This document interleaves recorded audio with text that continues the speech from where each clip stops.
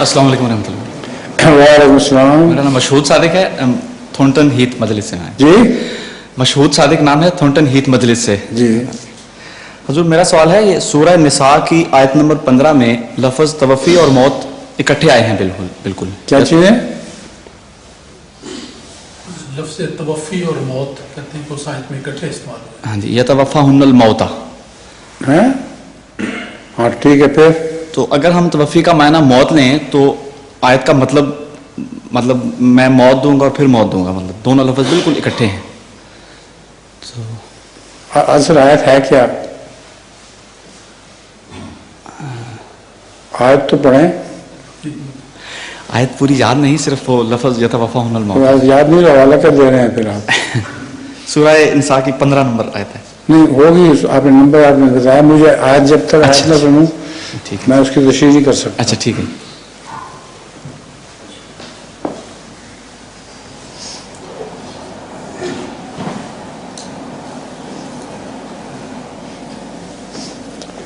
ثم توفاہ الموت ہے غالباً. جی جی جی دیکھ رہے ہیں, نکال لیں.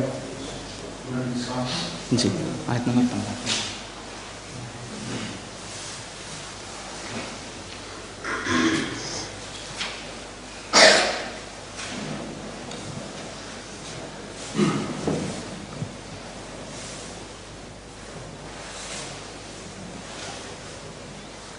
آپ سب ملی؟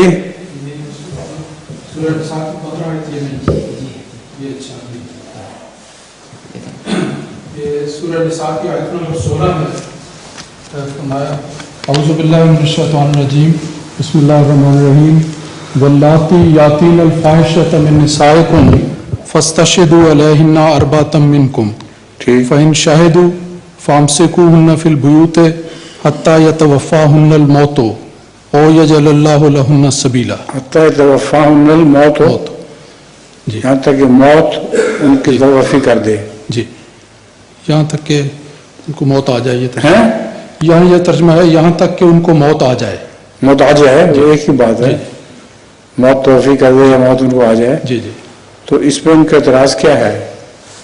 بس میں یہ پوچھنا چاہ رہا ہوں کہ توفی کا جو ہم غیر احمدی کو بتاتے ہیں, جو میں سمجھتا ہوں وہ موت, اس کا معنی میں موت ہی سمجھتا ہوں کہ توفی سے مراد ہے موت. تو یہ دونوں لفظ اکٹھے آئے ہیں. تو قرآن کریم نے توفا کا معنی تو موت ہی لیا ہے, ہر جگہ یہی معنی لیا ہے. تو یہاں تک کہ اللہ تعالیٰ کی طرف سے ان کی نجات کا رستہ نکلا ہے مراد ہے. موت کے ذریعے ان کی نجات کا رستہ نکلا ہے, یہ مراد ہے. یہاں